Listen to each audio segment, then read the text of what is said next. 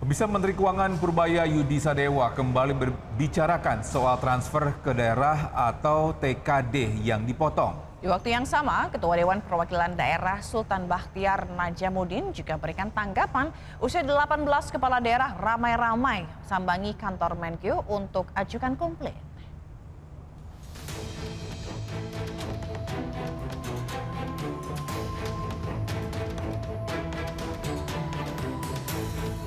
Rencana Menteri Keuangan Purbaya Yudi Sadewa memotong transferan ke daerah menuai protes. Para gubernur tegas menolak rencana pemerintah pusat yang akan melakukan pemotongan anggaran dengan mendatangi kantor Kementerian Keuangan di Jakarta.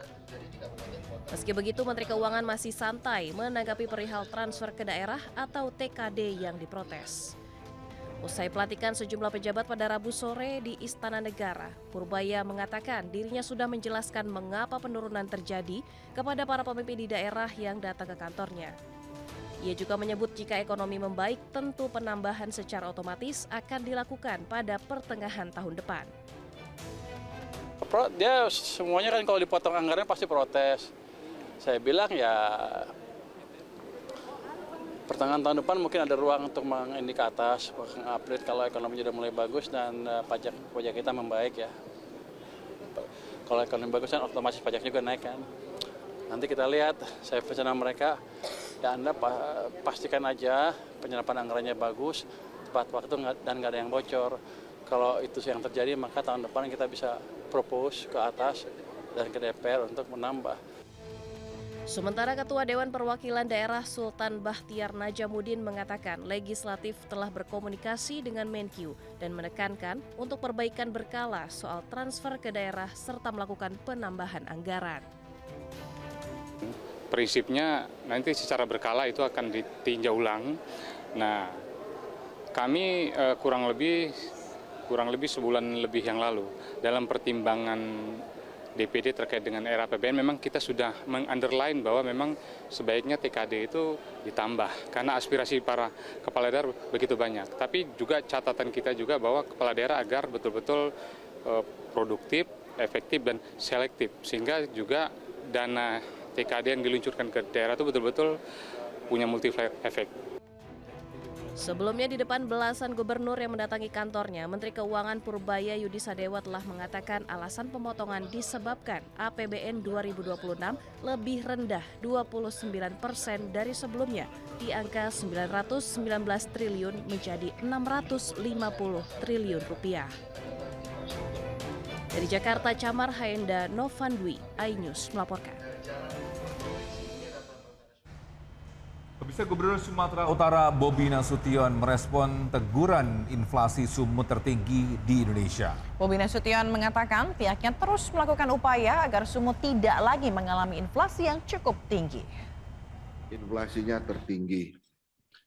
Bahwa di sini kita sama-sama melihat Provinsi Sumatera Utara 5,32.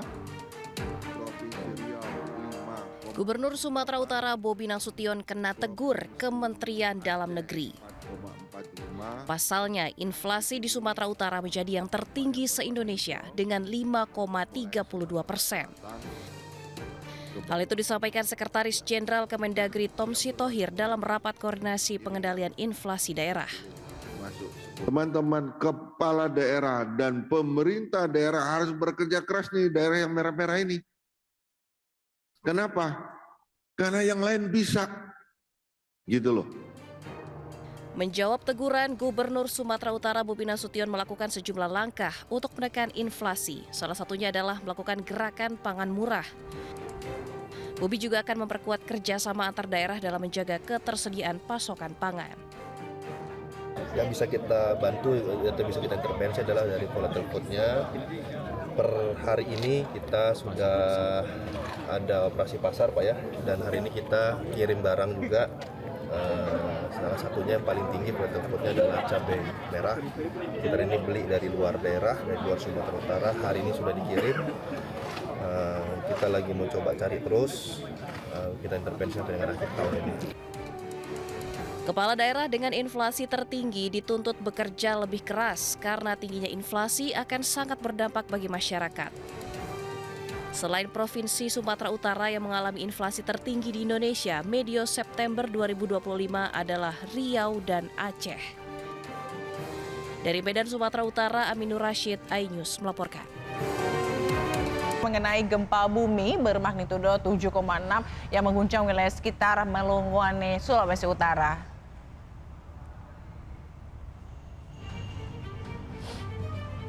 Ya, Badan Meteorologi, Klimatologi, dan Geofisika mencatat gempa berlokasi di 371 km timur laut Melongoane, Sulawesi Utara. Dengan kedalaman gempa 56 km. Sejumlah wilayah di Sulawesi Utara pun menerima peringatan dini tsunami. Di antaranya Kepulauan Talaut, Kota Bitung, Minahasa Utara bagian utara dan selatan. Tidak hanya itu, tsunami juga mengancam daerah-daerah Supiori, Papua.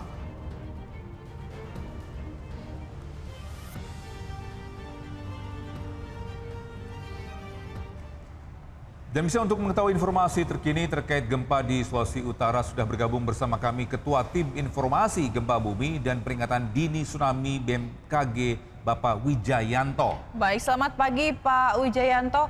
Pak, ini daerah mana saja Pak yang paling terdampak atas gempa ini Pak? Ya, terima kasih Mas Togi dan Mbak Sila. Jadi tadi ya sekitar jam 8.43 kita diguncang gempa bumi dengan kekuatan 7,6 di sekitar Kepulauan Talaut. Dari hasil BMKG itu gempanya sudah kita update menjadi magnitudo 7,4. Jadi dengan kedalaman sekitar 58 km. Jadi gempa bumi ini merupakan gempa bumi akibat subduksi ya. Gerakan naik atau thrust gitu. Jadi dari dampak gempa bumi ini dirasakan di sekitar Tahuna sekitar 4 mmi, terus di sekitar Manado sekitar 2 mmi. Jadi dari hasil pemodelan kita, jadi ini kita mengeluarkan potensi tsunami jadi sekitar 7 menit setelah tadi terjadi gempa. Jadi utamanya ini terjadi potensi tsunami dengan tingkat ancaman waspada gitu ya. Dalam artian waspada itu ketinggian tsunami-nya kurang dari setengah meter. Jadi terjadi dari hasil modeling kita ini berpotensi terjadi di Kepulauan Talaut, di Bitung, di Minahasa bagian utara, bagian selatan, terus Minahasa bagian selatan sampai di Supiori, Papua gitu Mbak Sila dan Mbak Togi. Ya, Pak Wijayanto tadi sempat Bapak berkata bahwa berpotensi tsunami. Apakah ada kemungkinan juga ada gempa susulan, Pak Wijayanto? Ya, dari kita monitor sampai dengan jam 9.15 ini, jadi ini belum ada aktivitas gempa susulan ya, tapi dari hasil monitoring tsunami kit kita atau alat yang memantau tinggi gelombang tsunami, jadi ini sudah terkonfirmasi bahwa kita punya alat pemantau tsunami di sekitar Talaut, itu di Pulau Priu itu terdeteksi sekitar 7 cm, terus di Pulau Esang itu juga sekitar 5 cm dan di